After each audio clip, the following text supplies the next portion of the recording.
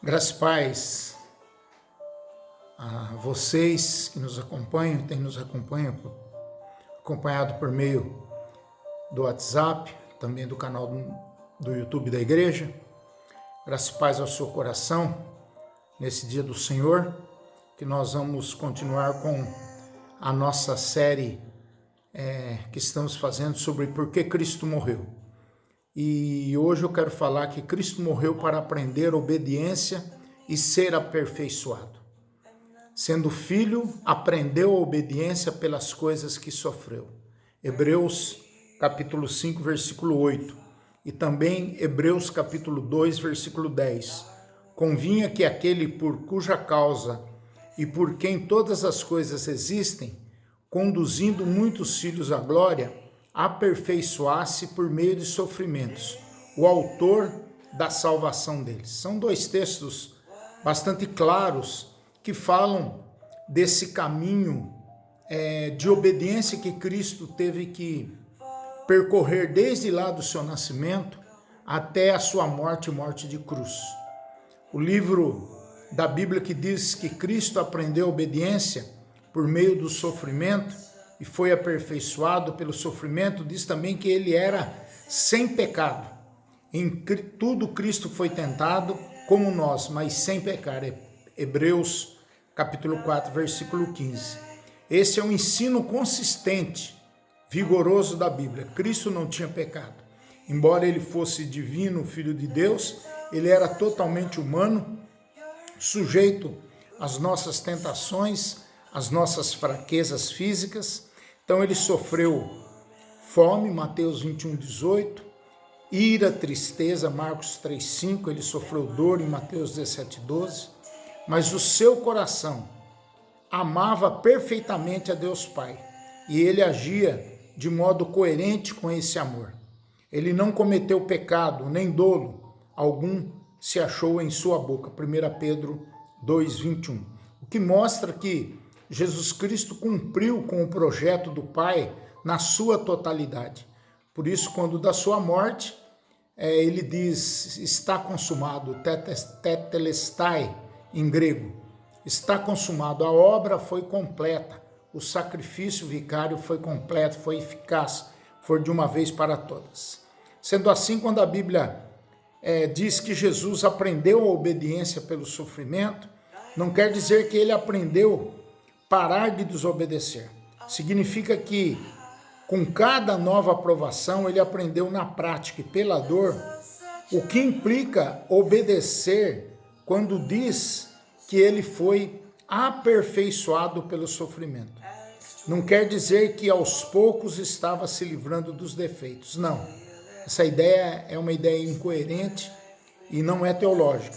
Quer dizer que aos poucos ele estava cumprindo a perfeita justiça que necessitava, a fim de nos salvar, a fim de nos dar a oportunidade de reconciliação para com o Pai. Foi o que ele disse por ocasião do seu batismo. Ele não era pecador para que precisasse ser batizado. Pelo contrário, ele explicou a João Batista que nos convém cumprir toda a justiça. Mateus 3,15. E é esse ponto. Se o Filho de Deus tivesse passado da encarnação para a cruz sem uma vida de tentação e dor, que testasse a sua justiça e o seu amor, não seria um Salvador apropriado para homens caídos. Seu sofrimento não seria apenas absorver a ira de Deus, como também cumpriu a sua verdadeira humanidade e fez com que ele pudesse nos chamar de irmãos, Hebreus 2,17. O que vale destacar aqui, meus irmãos, é que muitas vezes nós falamos assim, puxa vida, como nós sofremos, como nós precisamos ser obedientes, como é difícil estarmos cumprindo a vontade do Pai. A Bíblia fala que os mandamentos de Deus não são penosos. Tiago fala que a nossa tribulação é passageira. Só que muitas vezes nós achamos que nós sofremos, que nós padecemos, né?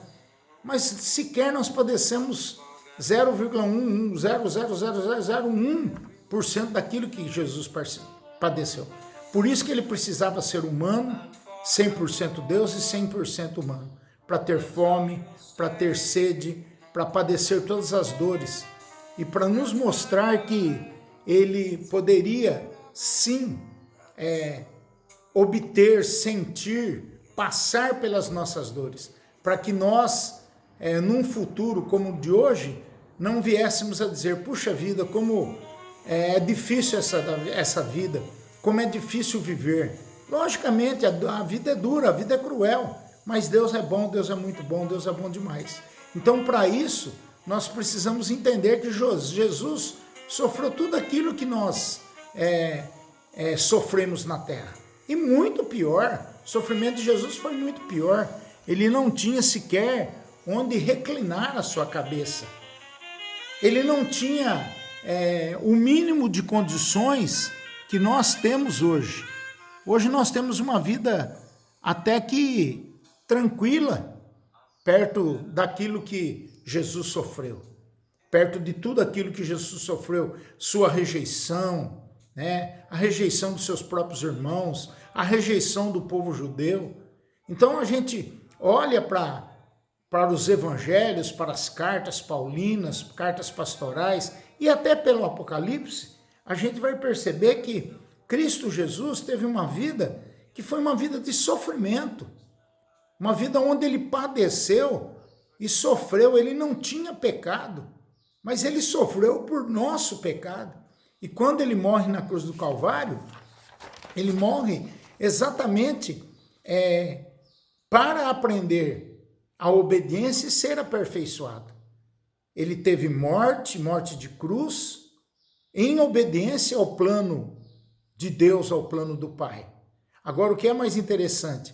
Isso o aperfeiçoou. E aqui nós trazemos uma reflexão para a nossa vida. Com os sofrimentos, com as dificuldades que nós estamos enfrentando, será que nós estamos sendo aperfeiçoados? Eu discuti há alguns dias com algumas pessoas, pelo Google Meets e também pela plataforma Zoom, e conversamos entre pastores e com os pastores do Presbitério na última sexta-feira, e eu dizia que infelizmente, eu não sou positivista, não. Eu sou negativista em relação ao ser humano.